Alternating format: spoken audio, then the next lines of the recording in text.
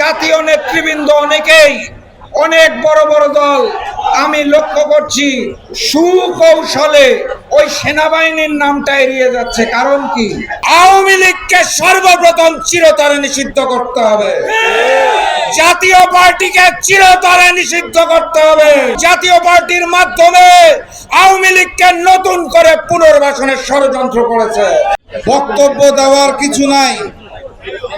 August মাসের 5 তারিখে fascist Sheikh Hasina এবং আওয়ামী লীগের সাথে সাথে ওই ভারতীয় আধিপত্যবাদ এবং ভারতীয় আগ্রাসনের পতন হওয়ার কথা ছিল। আমরা ভেবেছিলাম বাংলাদেশ নতুন করে স্বাধীন হবে, বাংলাদেশ নতুন করে সার্বভৌমত্বের স্বাদ পাবে, ওই ভারতীয় আধিপত্যবাদ এবং ভারতীয় আগ্রাসনকে আমরা আর বাংলার মাটিতে দেখতে পাবো না। কিন্তু বাস্তবতা বড্ড নির্মম এবং কঠিন।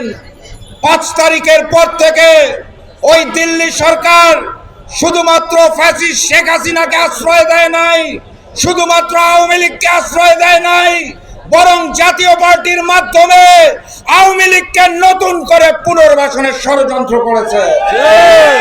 কথাবার্তা পরিষ্কার, আওয়ামী লীগের কার্যক্রম নিষিদ্ধ করা হয়েছে, দল নিষিদ্ধ করা হয় নাই। আওয়ামী লীগকে সর্বপ্রথম চিরতরে নিষিদ্ধ করতে হবে, জাতীয় পার্টিকে চিরতরে নিষিদ্ধ করতে হবে, 14 দলকে চিরতরে নিষিদ্ধ করতে হবে। বাংলার মাটি থেকে ভারতীয় আধিপত্যবাদ এবং আগ্রাসনকে চিরতরে রুখে দিতে হবে। ভিপি নুরুল হক নূর, রক্তাক্ত নূর, শুধুমাত্র একটি ব্যক্তি নয়, একটি দলের প্রধান নয়। ভিপি নূরকে সেদিন যে রক্তাক্ত করা হয়েছিল, জুলাই গণ অভ্যুত্থানের সকল শক্তির উপর সেই আঘাতটা এসেছিল। এটি ছিল একটা টেস্ট কেস, আমাদের প্রতিক্রিয়া যাচাইয়ের পর্ব। আমরা যদি একত্রিত হতে না পারি, আমরা যদি সঠিক দাবি দাওয়া নিয়ে রাজপথে নামতে না পারি, তাহলে একে একে সকলের উপরে ওই একই আঘাত আসবে। অন্তর্বর্তী সরকার এখনো ভিপি নুরুল হক নূরের উপর আঘাতকারীদের গ্রেফতার করতে পারে নাই। আমি বুঝি না কোন কারণে ভিপি নুরুল হক নূরকে এখনো সুচিকিৎসার জন্য বিদেশে পাঠানো হয় নাই। বড্ড গোজামিল চলছে। আমি জাতীয় নেতৃবৃন্দ সহ সামনে উপস্থিত জনতা সবাইকে আহ্বান জানাতে চাই, সাহস রেখে সঠিক কথা বলতে হবে।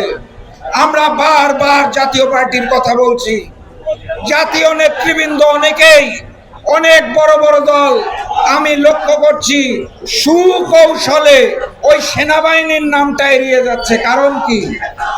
নতুন বাংলাদেশের কথা বলতে গেলে গণতন্ত্র সৃষ্টির কথা বলবো, সেনাবাহিনীর নাম উচ্চারণ করব না। কোন জায়গা থেকে বাধা আসে আপনাদের এটাও আমাদের জানতে হবে। শুধুমাত্র জাতীয় পার্টি হামলা করে নাই, সেদিন সেনাবাহিনীও হামলা করেছিল। কথাবার্তা স্পষ্ট করে বলতে হবে, সেনা কর্মকর্তা যারা এটার সাথে দায়ী এবং জড়িত তাদেরকেও বিচারের আওতায় আনতে হবে।